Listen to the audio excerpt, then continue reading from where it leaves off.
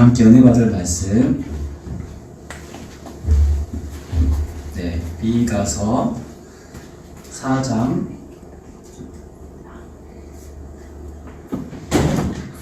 3절에서 5절 말씀입니다.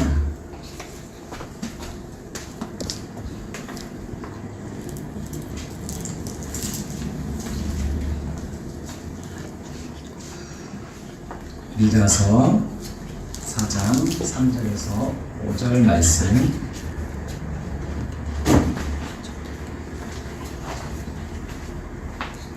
한 절씩 교독하도록 하겠습니다. 그가 많은 민족들 사이에 이를 심판하시며猛고 강한 이방 사람들을 판결하시리니 우리가 그 칼을 쳐서 보석을 만들고 창을 쳐서 낫을 만들 것이며 이 나라와 저 나라가 다시는 칼을 들고 서로 치지 아니하며 다시는 전쟁을 연습하지 아니하고 각 사람이 자기 포도나무 아래와 자기 무화과나무 아래에 앉을 것이라. 그들을 두렵게 할 자가 없으려니 이는 만군의 여호와의 입이 이같이 말씀하셨습니다. 만민이 각각 자기의 신의 이름을 의지하여 행하되 오직 우리는 우리 하나님 여호와의 이름을 의지하여 영원히 행하리로다. 아멘. 잠시 기도하고 말씀 나누겠습니다.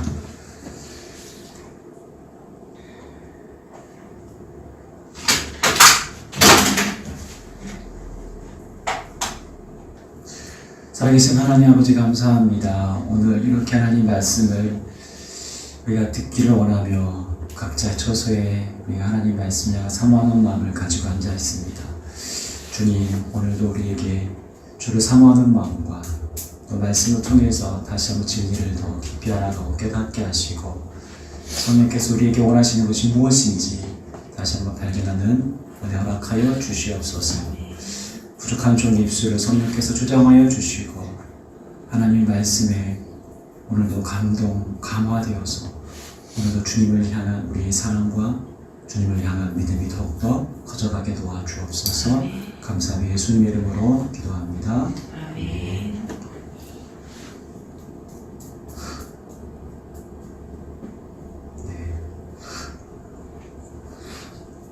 오늘 함께 샬롬으로 한번 인사해 보려고 하는데요. 우리 각자 있는 곳에서 한번 인사해 보겠습니다. 우리 샬롬 인사하겠습니다. 샬롬.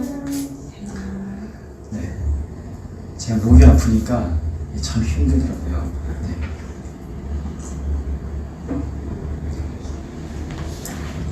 어제는 제 몸은 전혀 샬롬이 아니었지만 지난밤 아픈 중에서도 샬롬을 경험했습니다. 아프다가 조금 좋아지니까 이게 샬롬이구나, 평안이구나.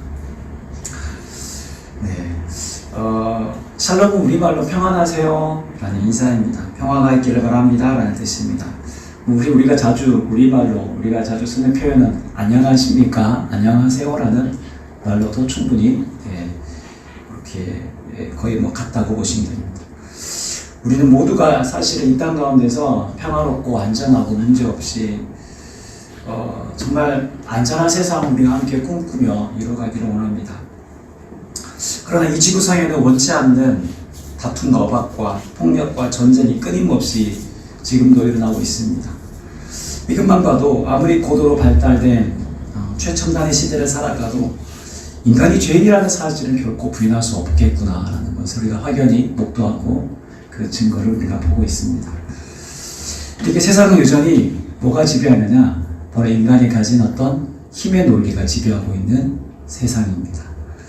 우리는 어릴 때부터 진화론의 교육, 자연스럽게 진화론을 우리가 교육되고 또 답습되고 해서 힘 있는 자가 다스리는 세상을 어떤 약육강식의 어떤 그 세상의 구조와 방식을 당연한 것처럼 우리가 인식하고 받아들이게 됩니다. 가진 자가 더 많이 가지려고 하고 힘 있는 자가 약한 자의 가진 것을 빼앗는 그런 전쟁을 우리는 지금도 보고 있습니다.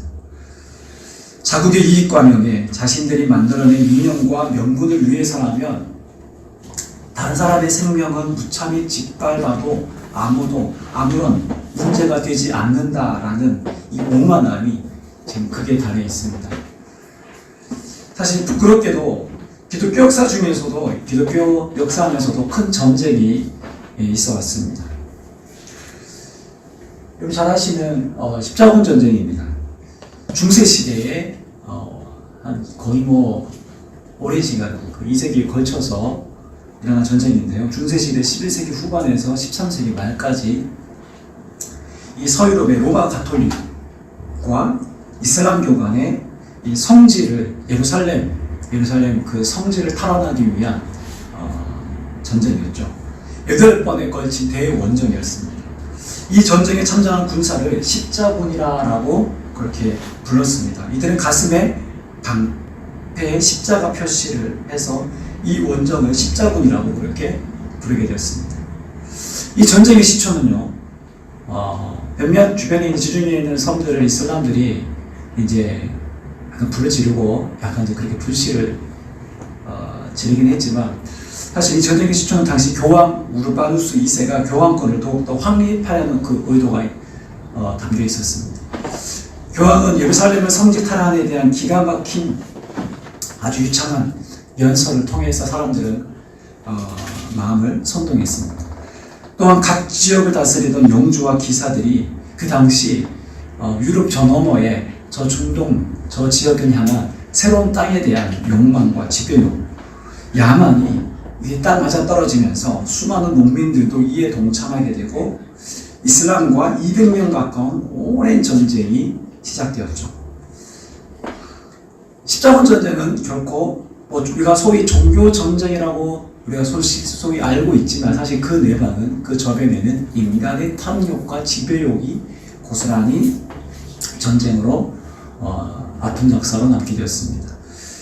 십자군 전쟁은 즉 예수의 어떤 사랑의 정신이 아닌 하나님의 뜻과 정반대되는 폭력을 일삼아서 200년 넘는 긴 시간 동안 엄청난 사상자가 발생하게 됐습니다. 얼마나 많은 사람이 죽었는지 수치상으로 정확하게 나와 있지 않습니다. 최소 100만, 많게는 800만에 이르는 어마어마한 살육이 있어 왔다는 것입니다.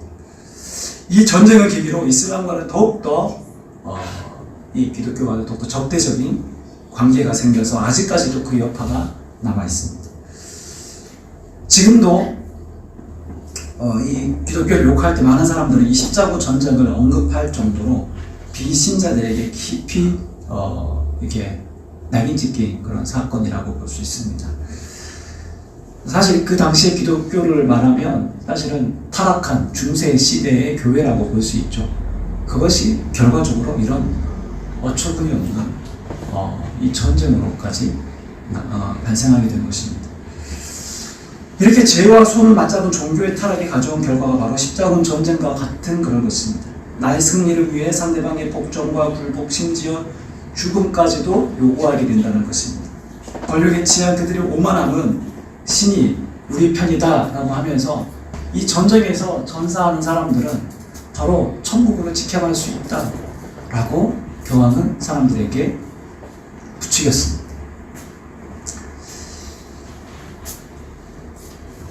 그런데 잘 보시면 우리가 인간이 사는 그 어느 곳에 다툼과 분쟁이 없는 곳은 사실은 거의 없습니다.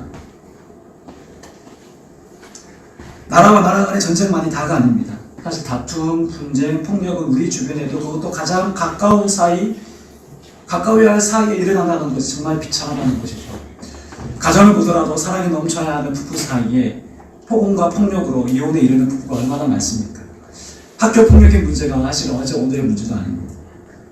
선생님들은 이런 학교 폭력 문제에 관여하기를 꺼려하고 알면서도 때론 방관자가 되어버리는 경우가 많습니다. 이 학교 폭력의 피해자가 된 학생들은 학교 가는 것이 마치 지옥과도 같습니다. 그런 두려움에 휩싸여 있는 그런 온갖 상처투성인 아이들이 얼마나 많은지 모릅니다. 우리가 지난주에 대설을 치렀는데요. SNS 보니까 안타까운 심정과 이게 나라냐 하는 분들의 호소가 많이 올라오더라고요. 사실 우리나라만큼 이 정치적인 견해가 극과 극으로 양분화되어서 참 매우 이렇게 참 민감하잖아요. 네. 참 이런 나라도 드뭅니다. 가정에서도 정치적인 견해가 다른데 자기 주장만 내세우면 아버지와 아들 사이에 금이 가게 되고, 아무리 친한 친구 사이라도 정치 문제를 가지고 티격태격하면 그 사이가 충분히 또한 갈라질 수 있다는 것입니다. 우리는 이번 대선을 치르면서 전쟁이 따로 없을 만큼 막말이 오가고 서로를 깎아내리는 플레임 속에서 겨우 선거가 마쳤습니다. 그러면서 우리나라의 고질적인 이 영혼함의 갈등은 남북 분단의 갈등보다 더하지 않나 라는 생각이 들 정도입니다. 그럼에도 불구하고 하나님을 나의 삶의 주인으로 모시고 그리스도를 따르는 우리는 이런 갈등과 분쟁과 이런 전쟁과 이런 여러 가지 어려움 가운데 처해 있는 이 땅의 여러 가지 우리 크고자 하는 분쟁을 보면서 우리는 어떤 삶을 살아야 하는가, 우리가 다시 한번 이 말씀을 통해서 진지하게 생각해 보아야 합니다.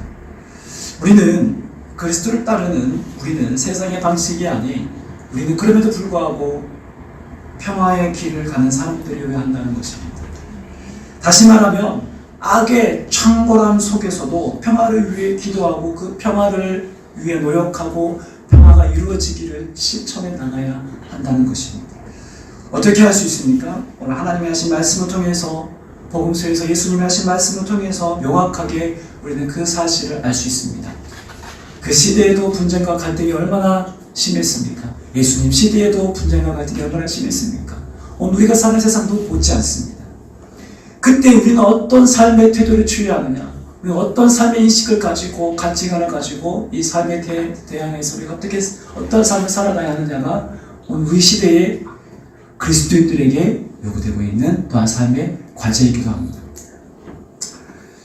오늘 본문 4장 1절에 보시면 끝날에 이르러서는 이라고 이렇게 시작됩니다.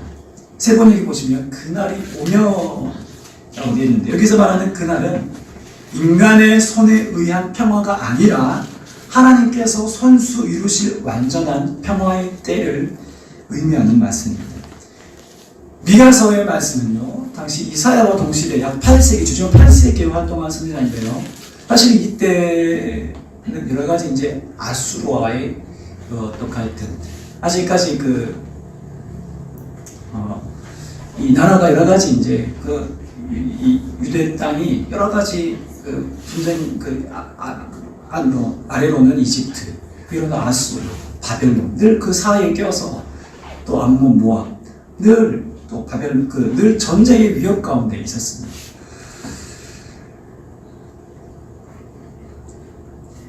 여기서 하나님께서 미가서 3장까지는 그렇게 폐허가 될 예루살렘의 멸망을 예언합니다.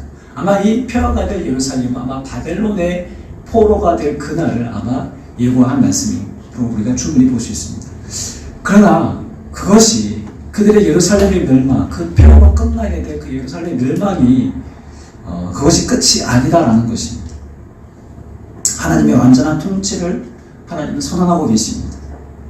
결국 이스라엘의 포로들이 본국으로 돌아올 것이고 마지막 때 그 평화를 반드시 이루실 것이다 라고 하나님이 희망의 메시지를 이 미가 선지자를 통해서 예언하고 계십니다. 그래서 미가 선지자는 전쟁의 위협이 시시각각으로 다가오던 그 시기에도 오늘 본문에 보시면 칼을 쳐서 보습을 만들고 창을 쳐서 낫을 만드는 그날을 꿈꾸었습니다. 즉 하나님 말씀하신 그날을 꿈꾸었습니다. 그 희망의 날을 가슴에 들 품었습니다. 우리 한번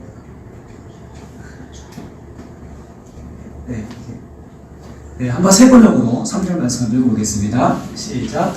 주님께서 민족들 사이의 분쟁을 판결하시고 온금 각처에 있는 열방 사이의 갈등을 해결하실 것이니 나라마다 칼을 쳐서 보습을 만들고 창을 쳐서 낫을 만들 것이며 나라와 나라가 칼을 들고 서로를 치지 않을 것이며 다시는 군사훈련도 하지 않을 것이다.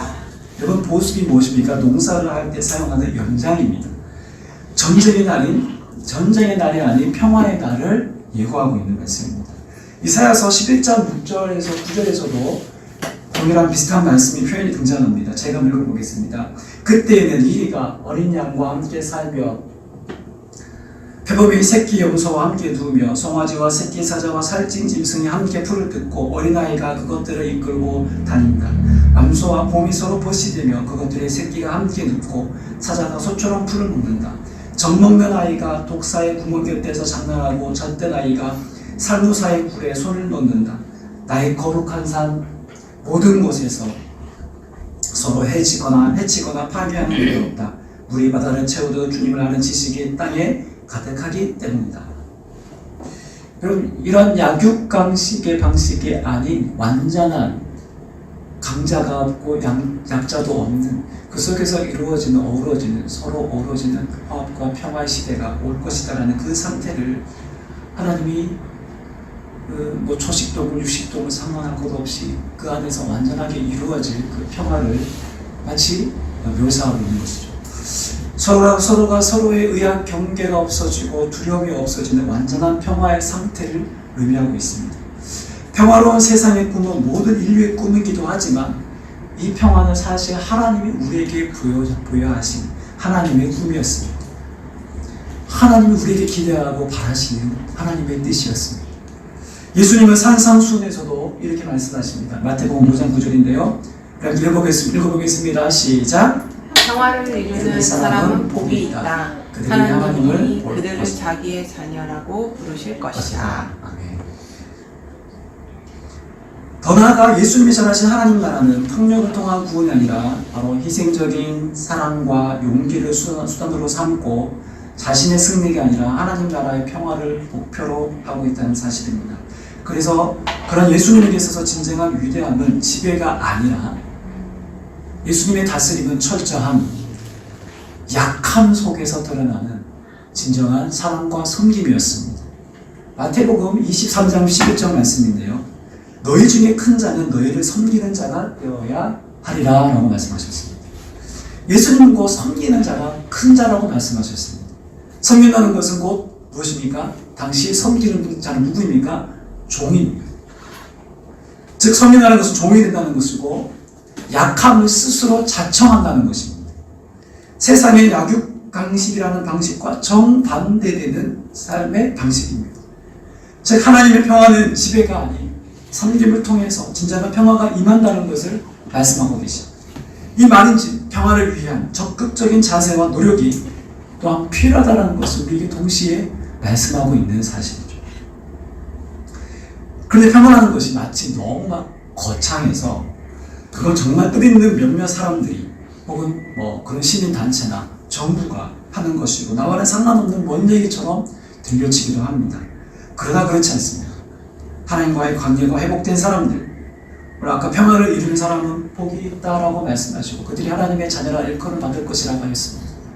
즉 하나님의 진정한 자녀된 그들이 바로 하나님의 진정한 원하시는 평화, 나의 이익권과 나의 어떤 이해 타산적인 관계 속에서 이루어지는 평화가 아니라 그 모든 것을 초월하고 넘어서는 진정한 완전한 평화가 이루어질 것이다라고 말씀하고 계십니다.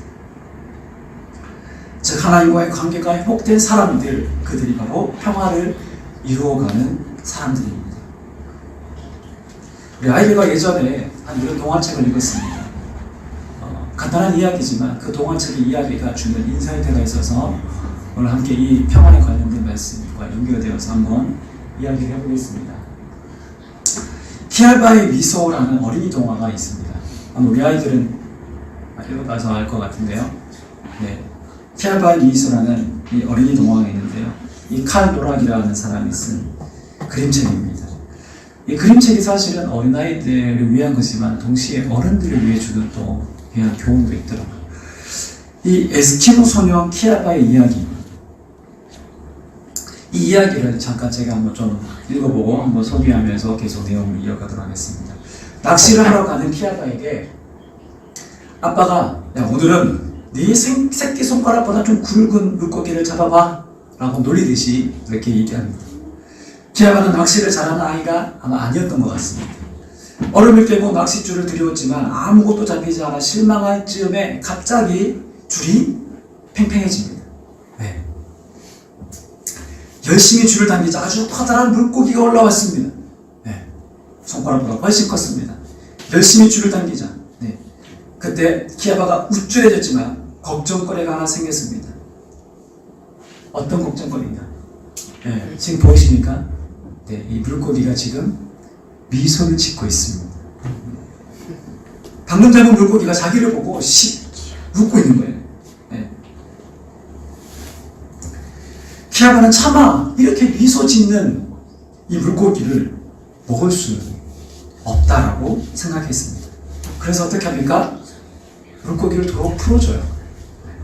아무것도 잡지 못했다고 아빠의 놀림을 받긴 했지만 그래도 미소 짓는 물고기의 그 얼굴은 선명히 이 키아바에게 고스란히 각인되었습니다. 마을로 돌아가는 길에 풀어주죠. 마을로 돌아가는 길에 큰 곰 한 마리 항상 키아바의 앞길을 막았습니다. 무시무시한 큰 곰입니다. 아빠는 겁을 주어서 곰을 쫓아내려고 했습니다.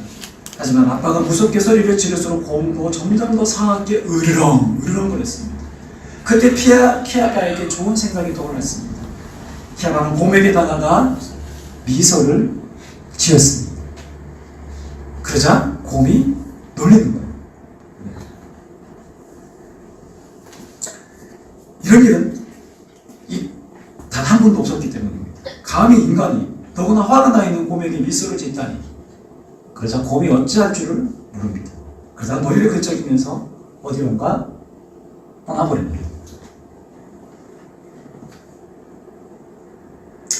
아빠는 동네 사람들에게 달려가 키아바는 좋은 낚시꾼은 아니지만 마수사라는 이야기를 전합니다.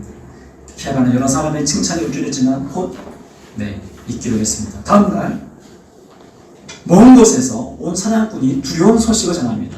어마어마하게 큰 폭풍이 오고 있다는 것입니다. 사람들이 얼음집을 두껍게 사느라 정신이 없을 때 키아바는 조용히 마을을 떠나 그 폭풍을 만나러 갑니다. 불어오는 폭풍을 본 키아바는 무서워서 몸을 움츠렸지만 곧 두 발로 탁 버티고 서서 폭풍에게 또 한 번의 싱긋 미소를 짓습니다. 폭풍은 그 여유 없는 광경에 이 폭풍도 실소를 금할 수 없었습니다. 야, 너 같은 어린애의 미소가 나를 멈추게 할 수 있다고 생각하느냐? 폭풍이 호통을 쳤습니다. 안 된다는 것은 나도 잘 알아요. 그래도 노력은 해볼 수 있잖아요. 키아바의 대답에 폭풍은 어이가 없어서 웃기 시작합니다. 폭풍이 웃고 있는 모습입니다. 웃느라고 바람을 불게 하는 걸 잊어버리고 말았습니다. 키아바는 마을로 돌아가 부드러운 바람 소리를 들으며 아주 편안하게 잠속에 빠져들었습니다. 이거 한낱 아이들에게 읽어준 동화 이야기 불과합니다. 하지만 이 이야기는요, 평화를 영원하는 오늘 우리 모두에게 매우 중요한 사실을 하나 알려주고 있습니다. 사나운 곰도 거센 폭풍도 키아바의 미소를 외면할 수 없었습니다. 키아바의 무기가 무엇일까요? 천진함과 무력함입니다. 여러분, 천진함과 무력함이 무슨 무기가 될 수 있습니까? 여러분, 어느 날의 복잡한 국제 정세 속에서 천진함과 무력함은 아무 소용없어 보이는 게 사실입니다. 사람들은 자기 이익을 극대화하기 위해서 속마음을 교묘하게 숨기는 것이 필요하고요. 때로는 힘을 과시해야 할 때는 정말 모든 것을 동원해서라도 자기 힘을 과시합니다. 폭력도 힘인 것이 사실입니다. 하지만 폭력의 뿌리에는 뭐가 있을까요?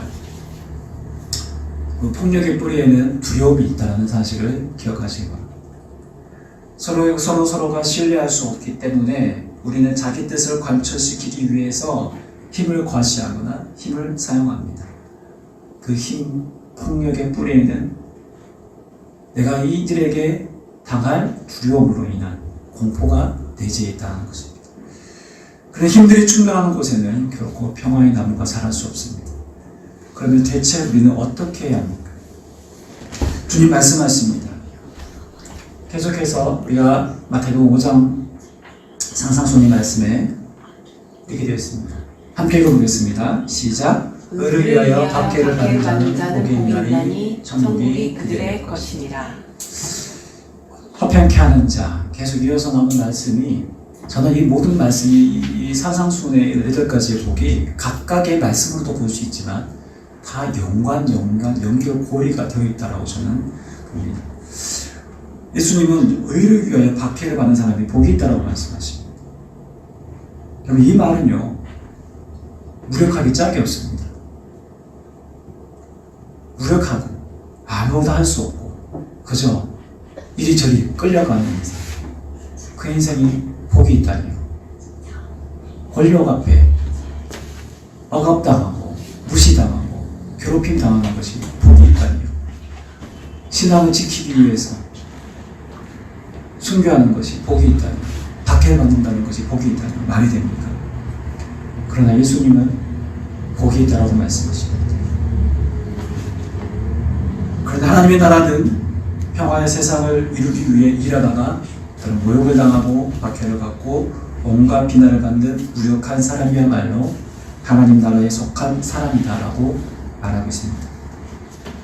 평화를 이루기 위해 우리는 모든 폭력과 전쟁 그리고 죽음의 세력을 향해서 아니오라고 우리는 말해야 합니다. 그것은 기독교인들의 거룩한 소명입니다.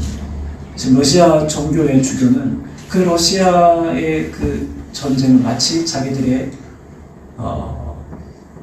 합리화로서, 서방 국가들의 그 죄악을 심판하의 도구로서 이 전쟁을 마치 정당한 전쟁이다라고 그렇게 이야기하는 뉴스를 보았습니다. 과연 그 주교가 그날을 대표하는 신앙인이라고 할 수 있을까요? 진정 하나님이 이 전쟁을 기뻐하실까요?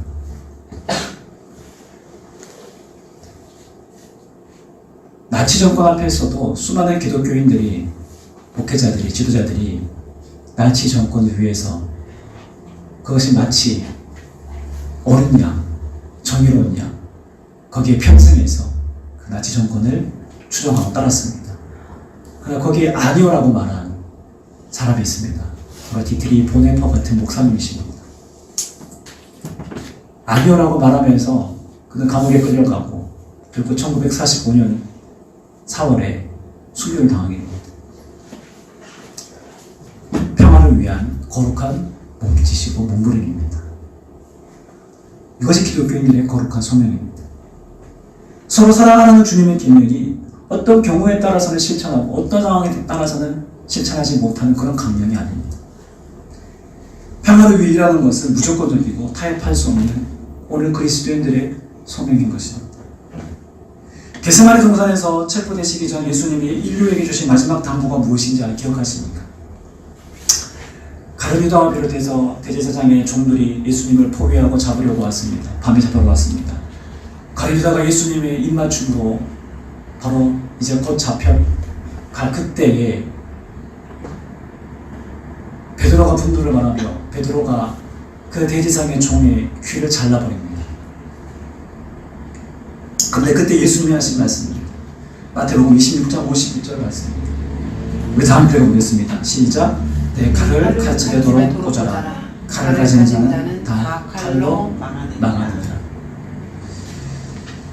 예수님은 무력하게 그렇게 끌려가시고 고난당하시고 십자가의 희생 제물이 되셨습니다. 오늘 우리는 이 말씀을 진지하게 예수님 말씀을 받아들여야 합니다. 그럼 우리는 평화를 그리스도인들이 만들어내야 될, 평화를 그리스도인들이 이루어내야 될 그 평화 만들기는 어디서부터 시작해야 할까요? 우리가 평화를 이루기 위해서는 평화를 미워하는 이들에게서 빠져나와 우리에게 진정한 평화를 주시는 하나님께로 더 나아가야 합니다. 오늘 본문 5절인데요. 우리 함께 읽어보겠습니다. 시작. 다른 민족은 각기 자기 신들을 섬기고 순종할 것이다. 그러나 우리는 언제까지나 주 우리의 하나님만을 섬기고 그분에게만 순종할 것이다. 하나님께만 예배하고 하나님만 섬기고 하나님 말씀만 따르고 순종할 것이다라는 것입니다. 평화를 이루려는 이들은 자기 마음을 하나님께로 가져가야 됩니다. 우리 속에 있는 상처와 아픔이 진정 치유될 때에 우리 안에 있는 내면에 있는 공포와 두려움이 점점점 사라지게 되어 있습니다. 그 두려움을 이겨낼 수 있는 것입니다. 그때 우리는 비로소 사람들 사이에 평화의 도구로 설 수 있는 것입니다. 나의 어떤 힘과 나의 어떤 괴력과 지성과 경험으로서 이루어낸 평화가 아니라 내 속에 있는 아픔과 상처와 두려움이 밀려갈 때 그것이 바로 하나님의 그 손길 안에서 만지심 안에서 즉 하나님의 사랑이 우리 속에 부어지지 않고는 우리는 결코 평화의 도구가 될 수 없습니다. 평화의 사도가 될 수 없고 평화의 일꾼이 될 수가 없습니다. 자기 자신이 사랑받고 있음을 가슴 깊이 느낀 사람이야말로 다른 사람을 있는 그대로 사랑할 수 있게 되는 것입니다. 그리스도인들이 바로 그러한 사람들입니다.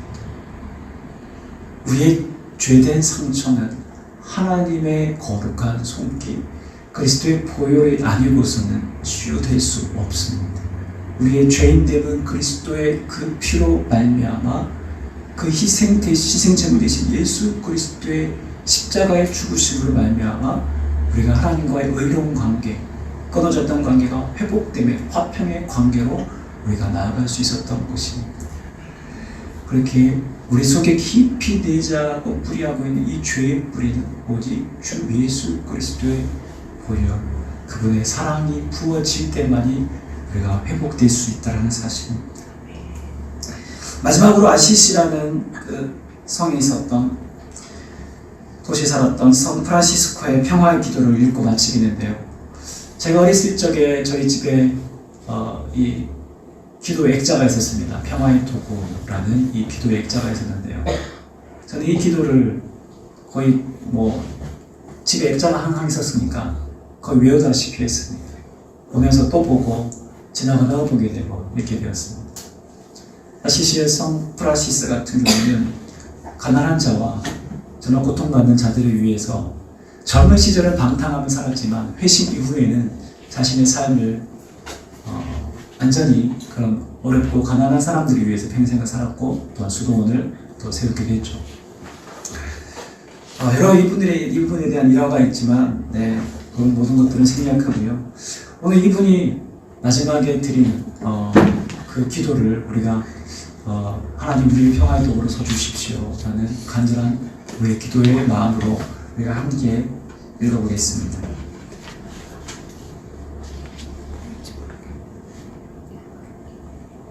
우리 함께 읽어보겠습니다. 주여 나를 평화의 도구로 서주소서. 미움이 있는 곳에 사랑을, 다툼이 있는 곳에 용서를, 분열이 있는 곳에 이치를, 의욕이 있는 곳에 믿음을, 절망이 있는 곳에 희망을, 어둠이 있는 곳에 빛을, 슬픔이 있는 곳에 기쁨을 가져오는 자 되게 하소서. 오 주님, 저로 하여금 위로받기보다는 위로하고 이해받기보다는 이해하며 사랑받기보다는 사랑하게 하소서. 저희는 줌으로써 받고 용서함으로써 용서받으며 자기를 버림으로써 영생을 얻기 때문입니다. 아멘. 기도하겠습니다. 주님, 마지막 때 일어나는 여러 가지 일들을 보며 때론 우리의 마음이 심란하고 괴롭고 힘들 때도 있습니다.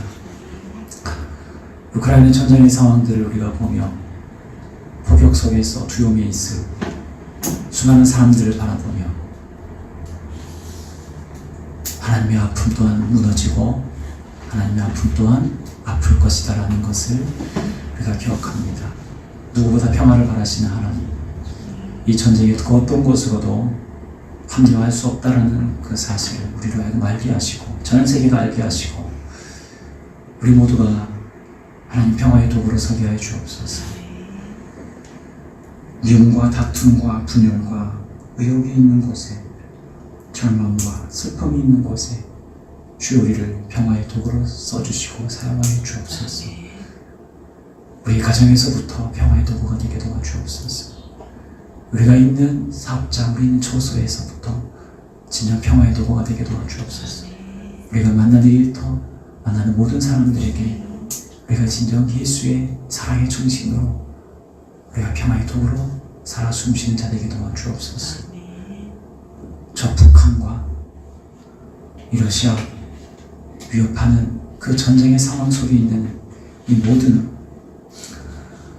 안타까운 이 상황 속에서도 우리가 평화를 바라보며 주님이 이루시 완전한 평화를 기대하며 우리가 함께 기도하며 나아갑니다. 주님, 이 땅에 진정한 평화가 임하게 하여 주시옵시고 총과 칼에 그 결과가 얼마나 허망하고 얼마나 고통뿐인지를 알게 하셔서 하나님 그 모든 전쟁이 속히 그치게 하여 주시옵소서. 감사하며 예수님 이름으로 기도합니다. 아멘.